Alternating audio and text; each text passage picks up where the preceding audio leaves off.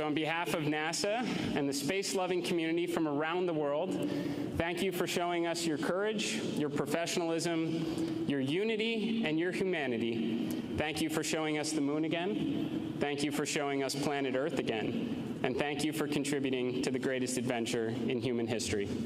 Welcome home, Artemis II.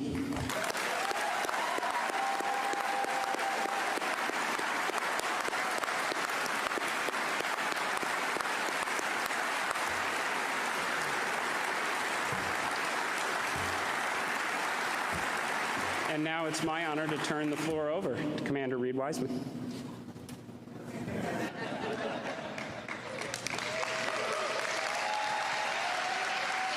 What's up? Yeah, let's sing. Let's sing real quick.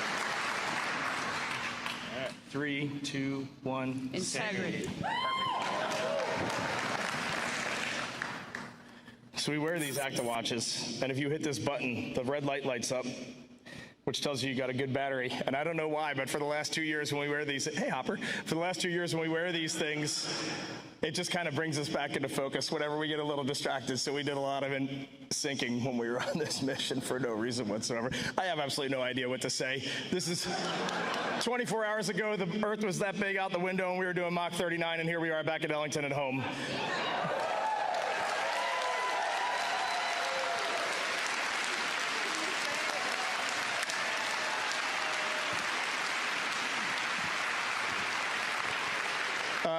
Every one of us are just going to give a couple of words, but I get the mic first, so I'm going to start.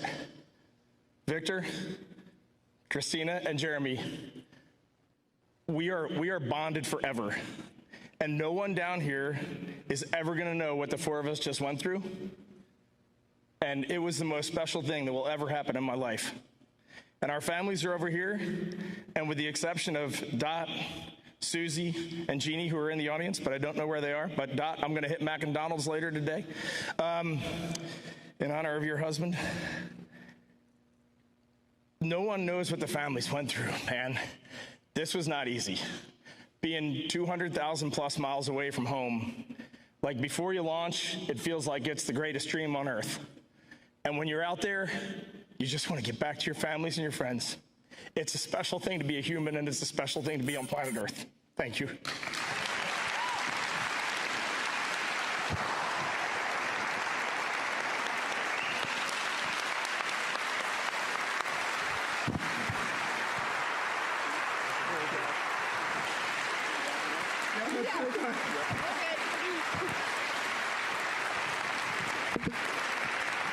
Wait, now I got to make a joke. The only person who can follow that up is Victor Glover, so let's go. And now we're ready for questions. I'm going to keep it brief because I'm afraid to start talking. I have not processed what we just did, and I'm afraid to start even trying. When this started on April 3rd, I wanted to thank God in public. And I want to thank God again, because even bigger than my challenge trying to describe what we went through, the gratitude of seeing what we saw, doing what we did, and being with who I was with, it's too big to just be in one body. And I wanted to thank our families for everything that he just said. So great words, great words, great words. I love you, but not just those 5 beautiful cocoa skin ladies right there. All of you. And I wanted to thank our leadership. And it's changed since we were here in April of 2023. But the qualities haven't. And we are fortunate to be in this agency at this time together. And so I'm going to sit down. Thank you also to our air operations for this facility and for our ride home from San Diego. And I love you. Thank you.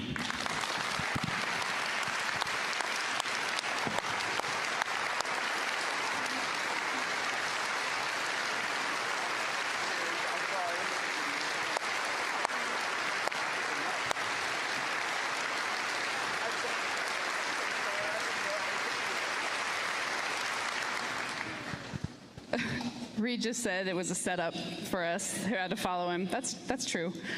I couldn't sleep this morning, so I did write some words down in my mind, and I'm going to try and share them with you today. 10 days ago, this journey started with our mission manager, Sean Duvall, knocking on my door in crew quarters and whispering, "Christina, we're go for launch. Get up." And it ended last night when my nurse on the ship put me to bed and said, "Ma'am, can I get a hug?" So,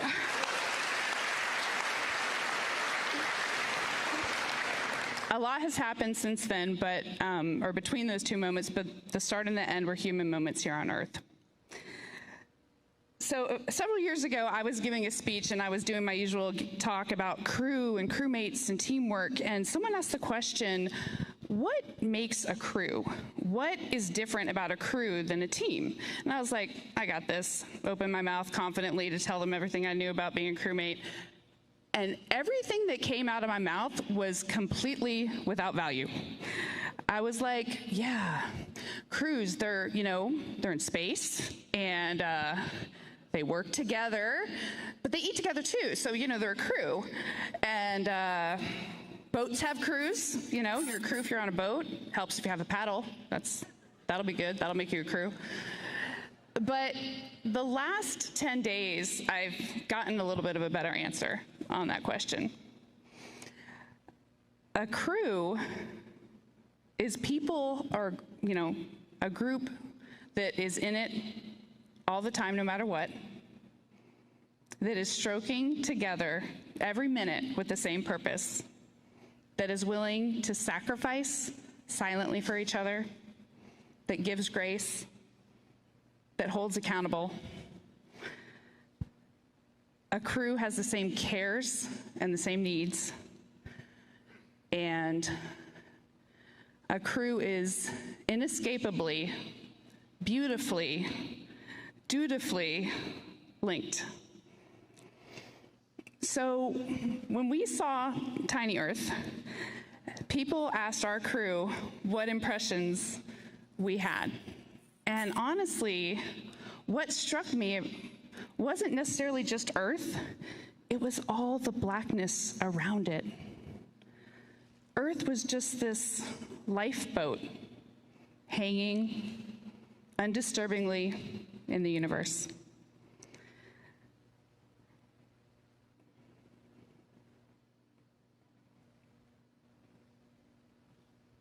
Uh-oh. So,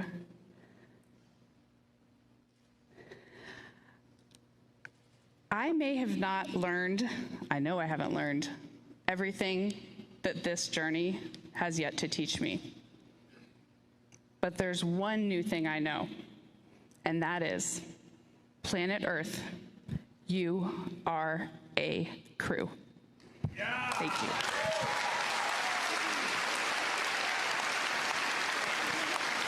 guys gotta cut it out, man. Get the ball.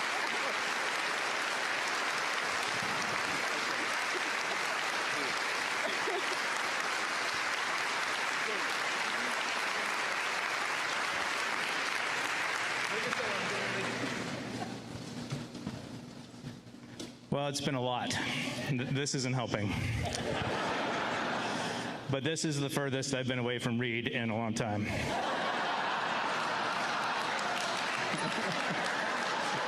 Thank you. All right, that's better. Thank you.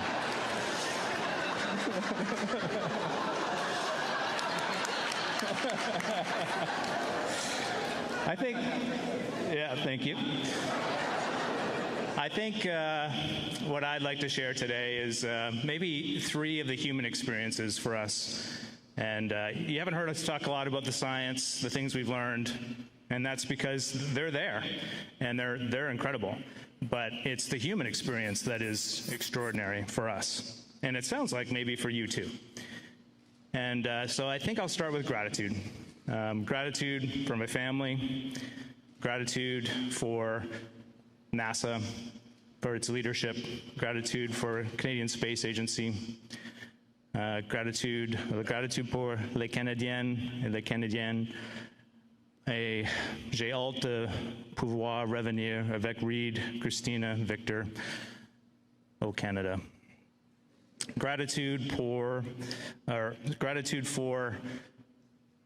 the bravery and the courage for the teams to be no-go when we were no-go and go when we were go. That took a lot. And I don't think people will really ever fully comprehend how well supported and trained we were. It is almost unbelievable.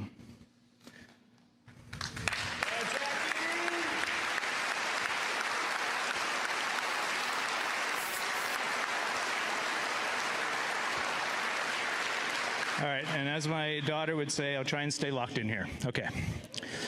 The next one is joy. We have a term in our crew that we coined a long time ago, the joy train. And I think you saw, sounds like you saw a lot of joy up there. There was a lot of joy. We're not always on the joy train, this crew. There are many times we're not on the joy train. But we are committed to getting back on the joy train as soon as we can. And that is a useful life skill for any team trying to get something done.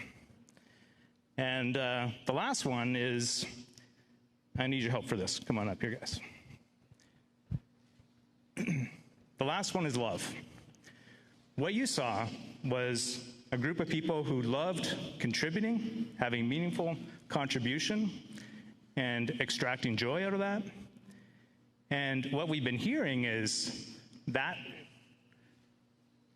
was something special for you to witness. And the reason I had them form up here with me is because I would suggest to you that when you look up here, you're not looking at us. We are a mirror reflecting you.